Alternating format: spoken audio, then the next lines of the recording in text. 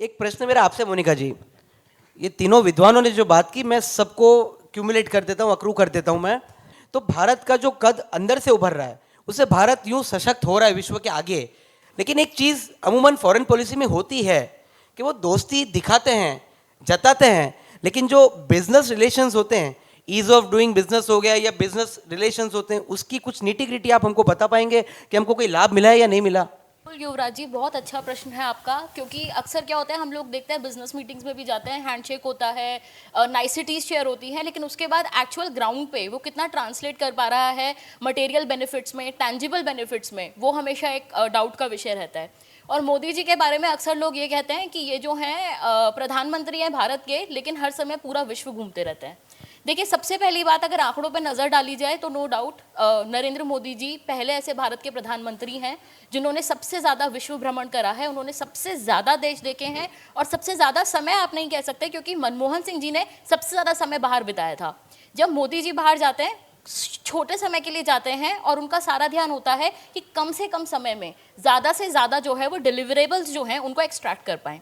अब इस चीज़ को समझने के लिए ना ज़रा आप एक छोटा सा एग्जाम्पल समझिए। जब भारत आज़ाद हुआ पहली बार, नेहरू जी अमेरिका गए, वहाँ पर एक बहुत बड़ी सभा थी, और सभा के बाद वहाँ डिनर का आयोजन किया गया। आप में से कई लोग इस एनेक्डोट को पहले से ही समझते होंगे, लेकिन मैं फिर भी यहाँ थोड़ा सा एक बताना चाहूँगी कि जब डिनर का ऑर्गेनाइजेशन हुआ तो वहाँ नेहरू जी अमेरिका के सबसे बड़े बिजनेसमैन जो थे उन सबके साथ बैठकर डिनर करने लगे।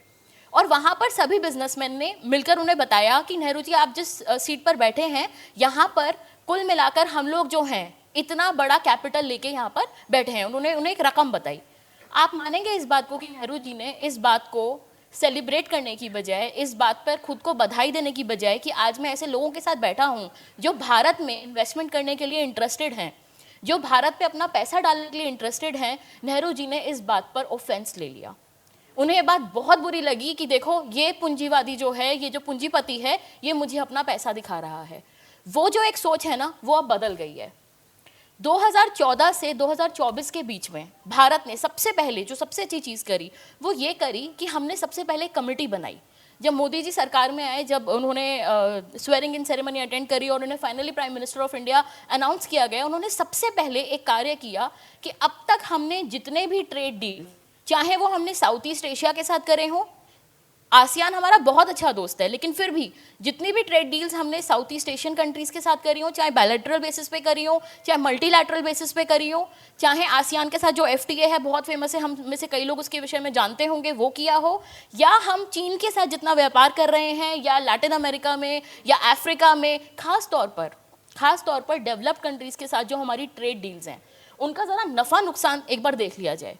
क्योंकि देखिए, हर चीज़ का ऑडिट करना बहुत ज़रूरी है, और यही मोदी जी ने भी किया। सारे ट्रेड डील्स को बिठाया गया, उनका नफ़ा नुकसान तय किया गया, और ये पाया गया, और बहुत ही खौफनाक नतीजा जो है उसका सामने आया, और ये पाया गया कि हर ट्रेड डील में, in every single trade deal, Bharat was losing a lot. हम लोगों ने अपना पूरा का पूरा जो बाजार है, पूरा का पूरा जो मार्केट है, वो खोल करके विश्व के आगे समर्पित कर रखा था कि आइए, आप यहाँ आइए, आप अपनी दुकान खोलिए, यहाँ व्यापार करिए।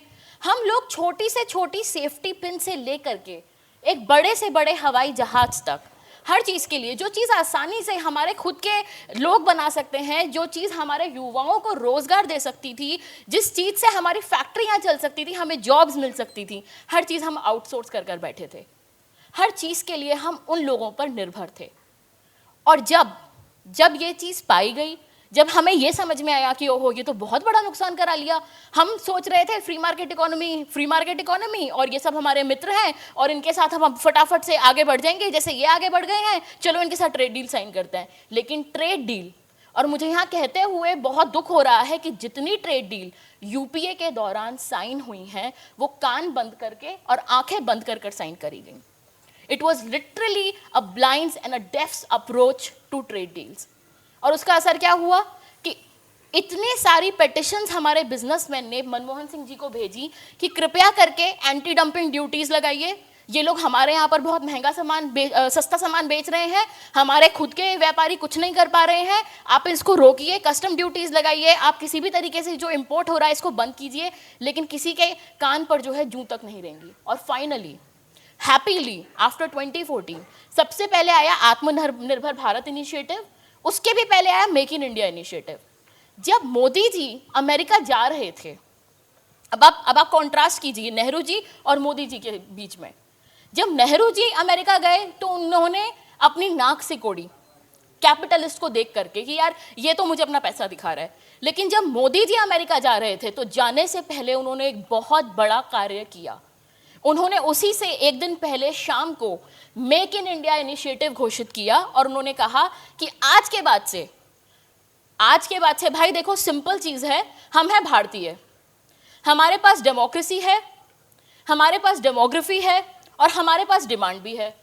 We are the youngest country in the world. आज की डेट में हमारी 65% से ज्यादा जनता जो है 35 वर्ष की आयु से नीचे है।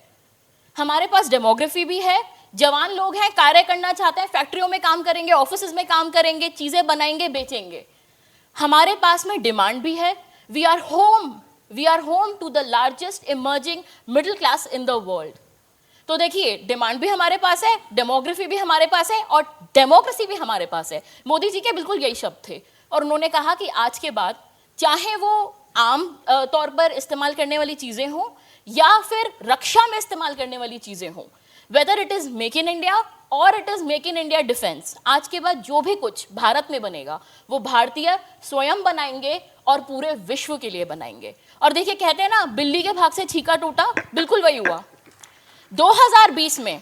अभी देखिए मोदी जी सपना देख रहे हैं मेक इन इंडिया का, और 2020 में कहते हैं ना अगर आप मेहनत करेंगे तो किस्मत भी आपका साथ देती है। 2020 में चीन ने पूरे विश्व को साबित कर दिया कि भाई मैं भरोसेमंद इंसान तो नहीं हूं, हमारे यहाँ पे ये बैट आ गया है, ये वायरस आ गया है और आप सप्लाई चेन्स पे ट्रस्ट नहीं कर सकते हैं। और प्लस देखिए एक तरफ तो मैं आपको पूरी दुनिया में कोरोना वायरस फैलाऊंगा और उसी समय पूरे विश्व में, चाहे वो ईस्ट चाइना सी हो, चाहे वो साउथ चाइना सी हो, चाहे वो साउथ एशिया हो, चाहे वो लद्दाख और अरुणाचल प्रदेश हो, जहां भी हो, मैं सबको बताऊंगा कि मैं बहुत ताकतवर हो चुका हूं और अब मुझसे अपनी ताकत संभाली नहीं जा रही है और अब मैं एग्रेसिव होने वाला हूं, मैं सबके लिए प्रॉब्लम्स क्रिएट करने वाला हूं।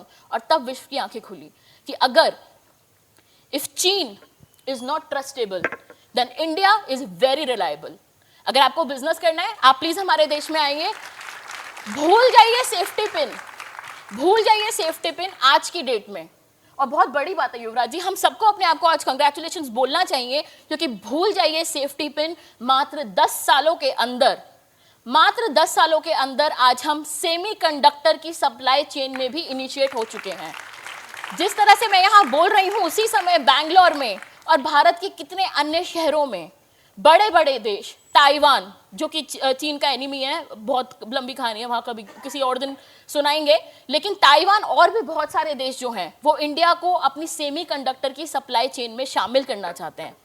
आज की डेट में अमेरिका हमें जेट इंजन देना चाहता है और बस एक चीज और फ्रांस हमारे साथ मिल करके वो जेट इंजन बनाना चाहता है।